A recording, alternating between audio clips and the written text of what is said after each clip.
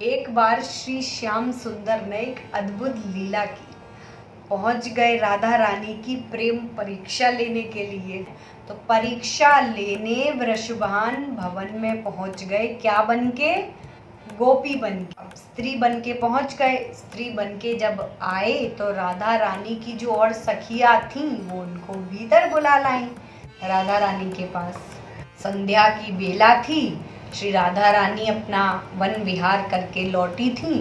अब इस अद्भुत महिला का चेहरा देख के राधा रानी एकदम मोहित हो गई, आनंदित हो गई कि पता नहीं ये अत्यंत सुंदर महिला कुछ कुछ प्रियतम की याद दिलाती है, कुछ कुछ वैसा स्वरूप है। तो श्री राधा रानी ने पूछा, सुंदरी, हे सखी, कौन हो तुम, कहाँ से आई हो तुम?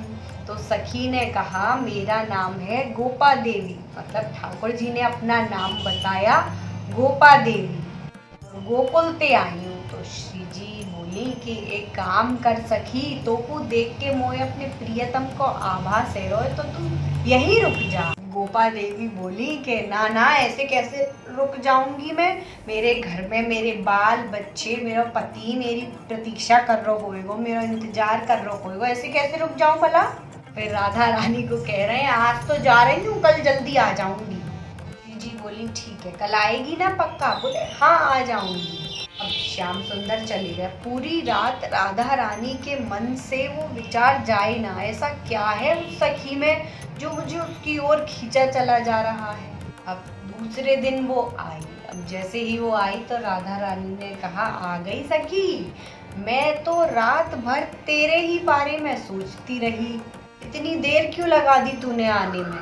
गोपा देवी बोली, पूछो मत, अरे आ ही रही थी कि रास्ता में मिल गयो ठाड़ो श्याम सुंदर, और आप तो जानो कितना नटखट है।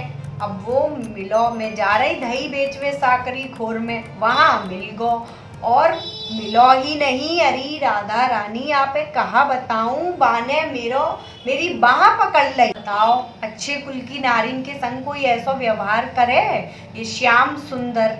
और मैंने सुनी है कि तुम भी कुछ बापे मोहित हो, तो मैंने सोची तुम्हें सावधान कर दूं।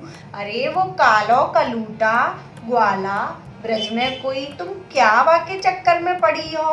ब्रज में कोई अच्छे लोगन की कमी है भला? वाला ते व गैया चरावे वाले ते व निर्मोही ते क्या प्रेम करनो? ठाकुर जी सोच रहे हैं कि अब देखते हैं क्या बोलती है श्री जी। अब फिर राधा रानी बोली, अरे गोपा देवी, तू तो बाहर ते ही दिखवे में सुंदर है, भीतर ते तो तू एकदम बावरी है। तू बिल्कुल बावरी है, तो को ये नहीं पता तू श्याम सुंदर की बात कर रही है? ग्वाला है वो? हाँ है। अरे इसीलिए तो वो सबसे पवित्र है। क्यों? क्योंकि गौ की रज उड़ उड़ कर उनके माथे पर आती है। कहती है श्याम सुंदर निर्धन है, अरे उनको पाने के लिए तो लक्ष्मी नहीं, महालक्ष्मी कतार में खड़ी रहती है। कब उनकी एक झलक का दर्शन हो जाए। तू कहती है श्याम सुंदर निर्बल है, बल नहीं है उनमें।